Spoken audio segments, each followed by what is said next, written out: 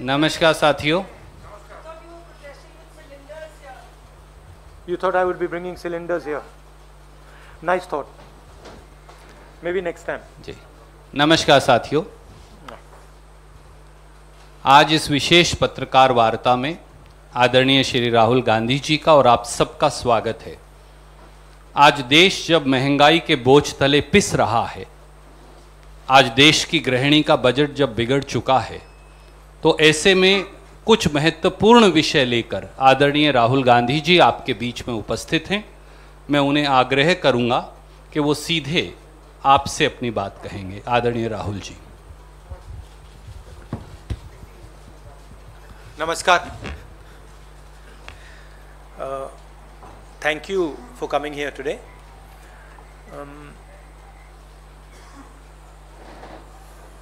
आज मैं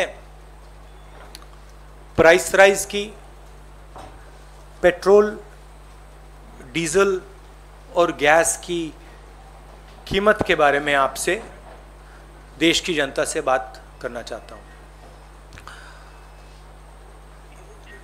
diesel, petrol ये तकरीबन इकोनॉमी के हर भाग में कहीं ना कहीं इनपुट होता है इसका। तो जब डीजल और पेट्रोल के दाम बढ़ते हैं, एक तो डायरेक्ट चोट लगती है और एक इनडायरेक्ट चोट लगती है। डायरेक्ट चोट लगती है जो गाड़ी में, स्कूटर में, ट्रक में डीजल पेट्रोल डालता है, उसको डायरेक्ट जेब में चोट लगती है। और इनडायरेक्ट जो लगती है, जब डीजल का, पेट्रोल का दाम बढ़ता है तो ट्रांसपोर्ट कॉस्ट बढ़ती हैं। ट्रांसपोर्ट कॉस्ट बढ़ती हैं तो सब चीज़ के दाम बढ़ते हैं। और पिछले 7 साल से हमने एक नया आर्थिक पैराडाइम देखा है। एक तरफ डीमोनेटाइजेशन, दूसरी तरफ मोनेटाइजेशन। ये एक तरफ डीमोनेटाइजेशन, दूसरी तरफ मोनेटाइजेशन। और फाइनेंस मिनिस्टर ने कहा, मोदी जी ने पहले कहा था मैं डिमोनेटाइजेशन कर रहा हूं, और फाइनेंस मिनिस्टर कहती रहती है मैं मोनेटाइजेशन कर रहा हूं। तो जनता ये पूछ रही है कि मोनेटाइजेशन किसका, डिमोनेटाइजेशन किसका? क्योंकि मोनेटाइजेशन हो रहा है तो किसी का तो हो रहा होगा, और डिमोनेटाइजेशन हो रहा है तो किसी का हो रहा होगा। तो मैंने ये आपके लिए, मोदी जी के लिए बहुत अच्छी तरह लिखा है। देखिए, डिमोनेटाइजेशन किसका हो रहा है? किसानों का हो रहा है, मजदूरों का हो रहा है, जो छोटे दुकानदार हैं, मिडिल साइज बिजनेस वाले हैं, स्मॉल बिजनेस वाले हैं, उनका हो रहा है, एमएसएमईज का हो रहा है, सैलरीड क्लास, सरकार के जो एम्प्लॉइज हैं उनका हो रहा है, और जो ईमानदार इंडस्ट्रियलिस्ट हैं उनका हो रहा है। अब मोनेटाइजेशन किसका हो रहा है?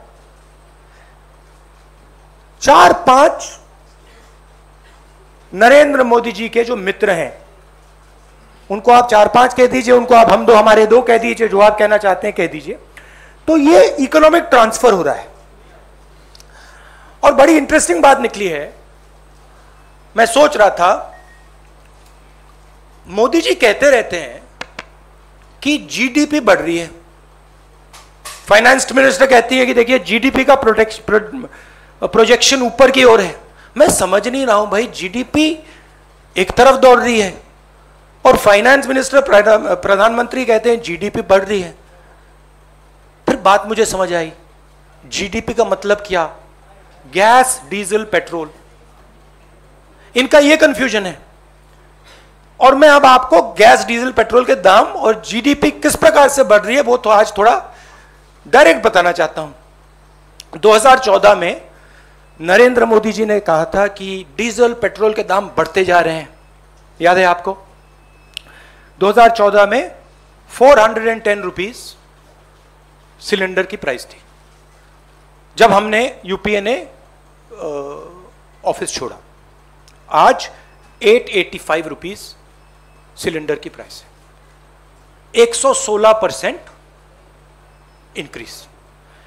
पेट्रोल की प्राइस 71.5 रुपीज 2014 में, आज 101 रुपया, 42% price increase. 57 rupees diesel, 88 rupees आज, 55%, 55% इंक्रीज। अब मजेदार बात यह है कि कोई ये आर्ग्यूमेंट कर सकता है कि देखिए ये तो इंटरनेशनल रेट बढ़ा है, इंटरनेशनल मार्केट पे डीजल पेट्रोल का दाम बढ़ा होगा, इसलिए हिंदुस्तान की जनता को चोट लग रही है, इसलिए ये पूरा मोनेटाइजेशन डिमोनेटाइजेशन का तमाशा चल रहा है।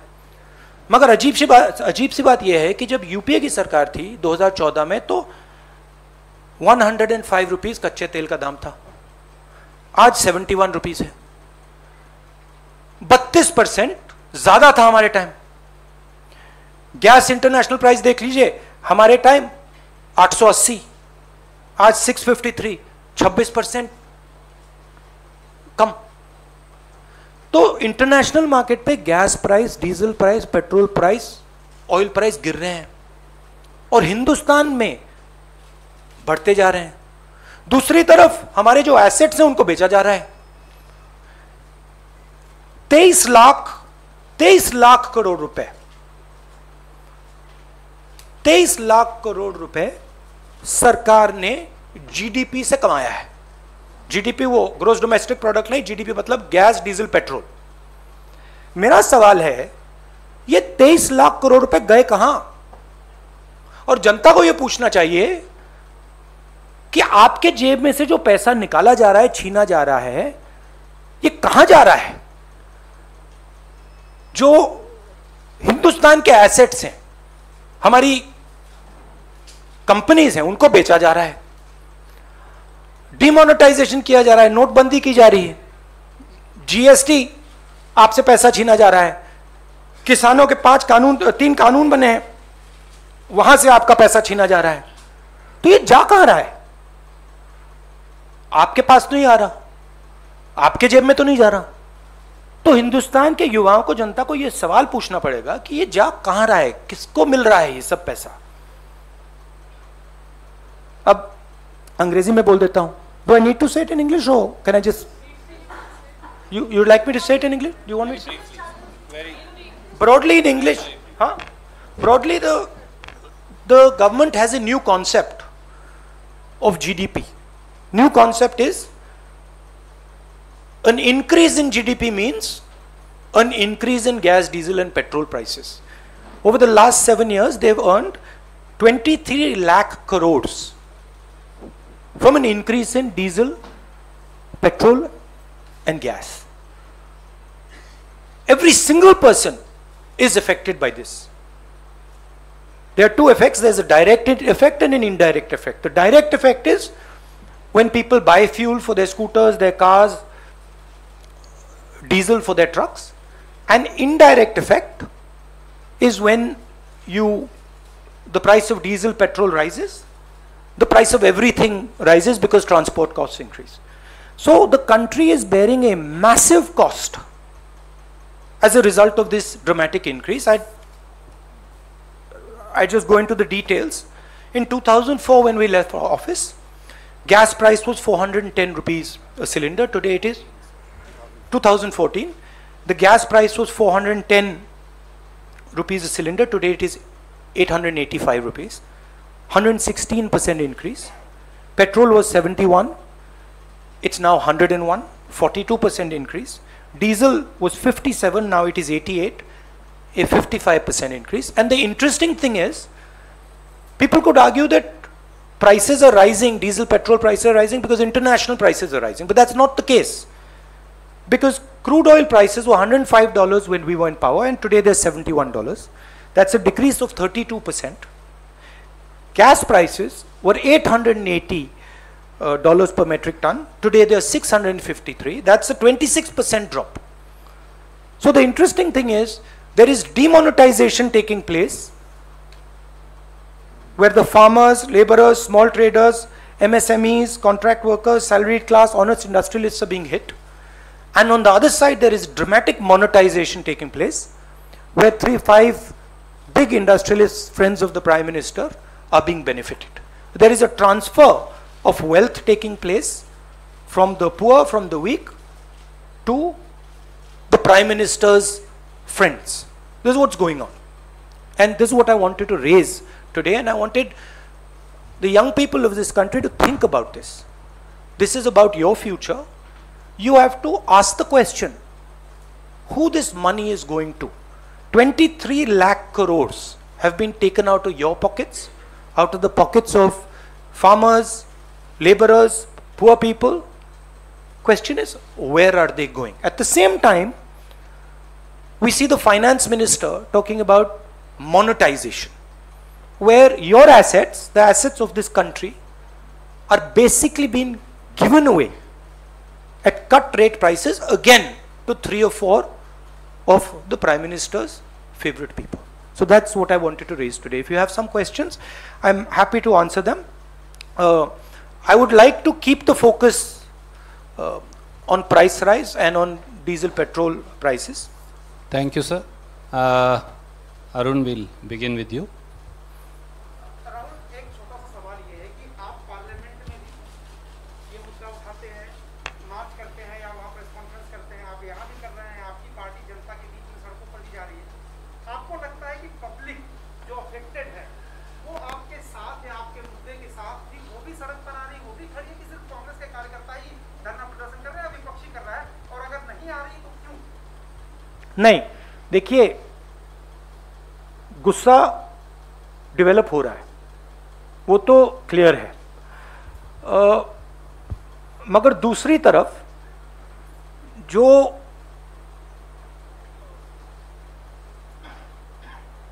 वो आवाज है उसको सिस्टमैटिकली दबाया भी जा रहा है।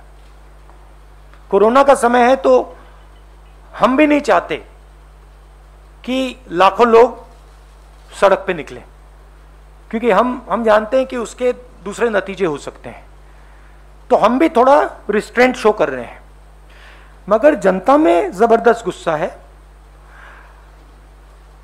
आप जानते हो मीडिया पे किस प्रकार से आक्रमण हो रहा है। जो आप लोग बोलना चाहते हो, लिखना चाहते हो, आपको वो करने नहीं देते हैं। इंस्टीट्यूशंस पर दबाव है, पार्लियामेंट में हमें बात करने नहीं देते हैं, डिस्कशन नहीं करने देते हैं, तो माहौल ऐसा है। मगर ये गुस्सा बढ़ता जाएगा और फिर रिएक्शन जबरदस्त आएगा। Thank you sir. May I go to Vijay Lakshmi. Rahul ji, जिस तरह से आपने कहा कि पेट्रोल, डीजल और गैस प्राइसेस बढ़ रहे हैं, तो जो कांग्रेस शासित या विपक्ष के कुछ दलों शासित द्वारा जो राज्य है वहां पर वैट कम करके क्या आपको लगता है ऑयल प्राइसेस में जनता को राहत दी जा सकती है? जैसे 35% का वैट पंजाब में है, महाराष्ट्र में 8% का है।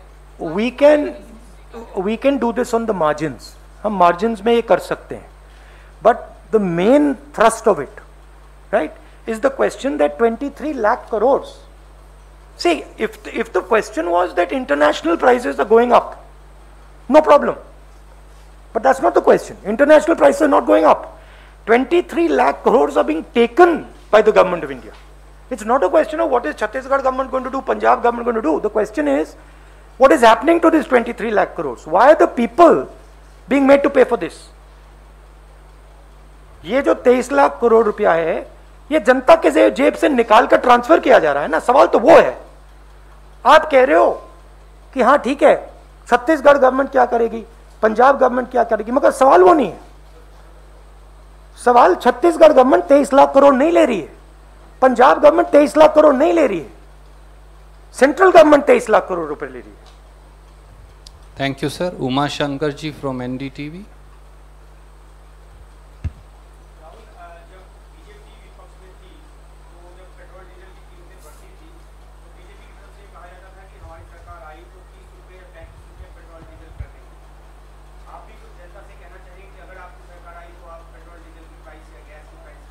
नहीं, मुझे वो कहने की जरूरत नहीं है।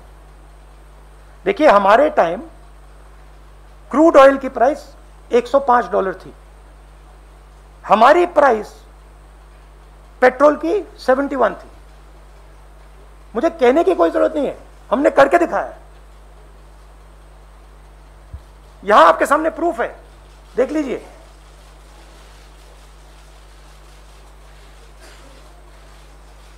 अच्छी तरह देख लीजिए। तो ये कहने की बात नहीं है, ये रिकॉर्ड है। जब ये 410 रुपए का था, नरेंद्र मोदी आगे पीछे जाते थे, कहते थे मैं इसको कम करूंगा, ये 885 हो गया है। जब ये 71 था, कहते थे मैं कम करूंगा, 101 हो गया। अरे हमारे टाइम तो 71 था। ये तो हमने करके दिखाया है। ठीक है, अगर इसकी प्राइस, अगर ऑयल की प्राइस आज 150 140 होती तो फिर वो दूसरा सवाल होता। वापस उधर पे ले आए। अरे सवाल ये है कि इंटरनेशनल रेट कम हो रहा है और आप प्राइस बढ़ाते जा रहे हो। हमने $105 पे प्राइस को $71 पे मेंटेन किया था। आप $71 पे आपने प्राइस आपने 101 कर दिया है। Thank you sir. May I now ask मौसमी फ्रॉम आज तक। राहुल, जीडीपी का जिक्र आपने किया तो जीडीपी फर्स्ट क्वार्टर के फिगर्स आए हैं, जीडीपी ग्रॉस डोमेस्टिक प्रोडक्ट है वो 20.1%, सॉरी 21.1% है, which is still less than the pre-pandemic time, the first quarter in the last year. क्या आपको लगता है कि रिकवरी की तरफ है, क्योंकि कई हेडलाइंस बनी कि जीडीपी जो है ट्रैक पे आ गई है और हाउसहोल्ड बहुत बुरी तरह से इम्पैक्ट में है? सी देखिए, जो सिचुएशन 1991 में आई थी, वो सिचुएशन आज आ रही है। ये बात समझिए, आज जो प्रॉब्लम है वो साइक्लिकल प्रॉब्लम नहीं है, वो स्ट्रक्चरल प्रॉब्लम है। मैं फिर से दोहरा देता हूं, ये साइक्लिकल प्रॉब्लम नहीं है, ये स्ट्रक्चरल प्रॉब्लम है। इसका मतलब क्या? बिना डायरेक्शन को चेंज किए, बिना विजन को चेंज किए, इसमें से बाहर नहीं निकला जा सकता है। ये जो मैंने बोला था, ये प्रॉब्लम है। प्रॉब्लम ये है, देख लीजिए, प्रॉब्लम यह है कि जिस इकोनॉमिक स्ट्रेटेजी को हमने 1991 से 2012 तक चलाया, वो अब नहीं चल रही है। उस बात को हम एक्सेप्ट करते हैं कि 2012 में हमारी स्ट्रेटेजी तो जो 1990 से 2012 तक चली, वो 2012 में उसने चलना बंद कर दिया था। हमारा कहना था एक नए दृष्टिकोण की जरूरत है, एक नए अप्रोच की जरूरत है, और बिना नए अप्रोच के बात सही नहीं होगी। नरेंद्र मोदी जी ने वायदा किया था, मैं नया अप्रोच लाऊंगा, न्यू इंडिया, ये जो सब बोलते रहते हैं, बट वो नया अप्रोच नहीं है, वो खोखला है। उन्होंने मेक इन इंडिया की बात की, कुछ बनना है इंडिया में। उन्होंने डीमोनेटाइजेशन की बात की, कोई फायदा हुआ? अब मोनेटाइजेशन की बात करने हैं। तो लोगों को यह समझना होगा कि अब एक नए विजन की जरूरत है, उसके बिना काम नहीं चलेगा। जितना भी आप बोलना चाहे, जितने भाषण देने चाहें आप, नहीं चलेगा। अब हम 1990s में हैं। 1990s में कैटास्ट्रॉफिक फेलियर हुआ था, और उसके बाद कांग्रेस पार्टी ने देश को एक नया विजन दिया था। कहा था देखिए ये कैटास्ट्रॉफिक फेलियर हो रहा है, अब एक नए दृष्टिकोण की जरूरत है। प्रधानमंत्री को नए दृष्टिकोण की बात करनी चाहिए, वो नहीं कर रहे हैं। हम जानते हैं क्या करना है, हमारे माइंड में बिल्कुल क्लियर है। कांग्रेस पार्टी के माइंड में, हमारे जो एक्सपर्ट्स, हमारे माइंड में बिल्कुल क्लियर है क्या करना है, नया दृष्टिकोण क्या है, किस प्रकार से आगे बढ़ना है, हमें मालूम है।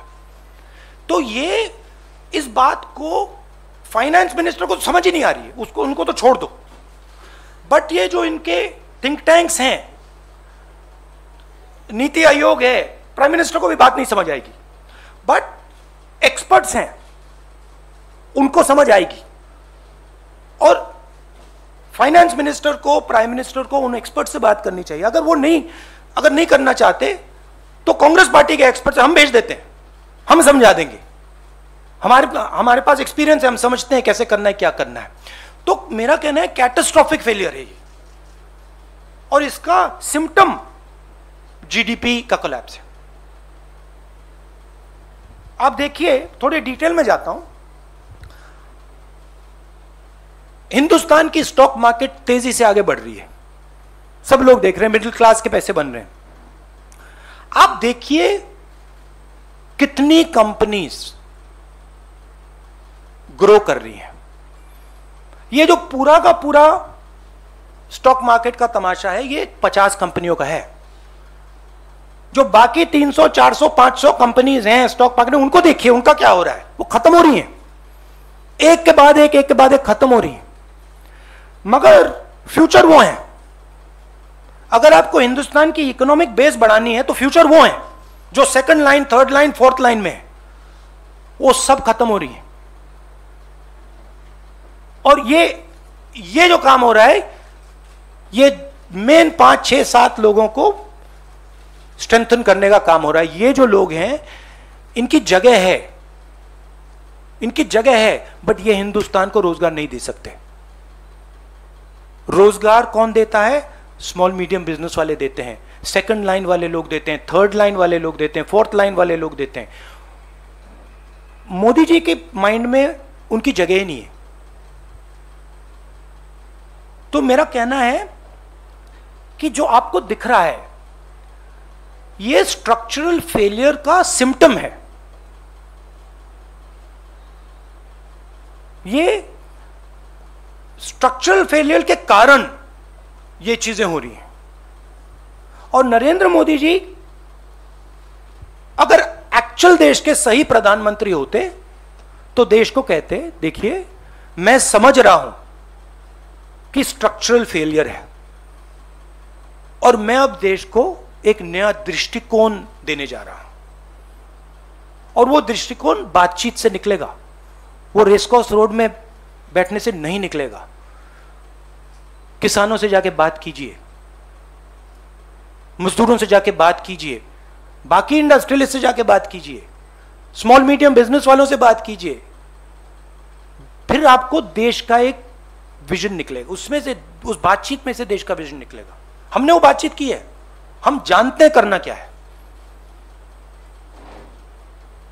Thank you sir. I just one second. No Jagran, our friend, I will come to.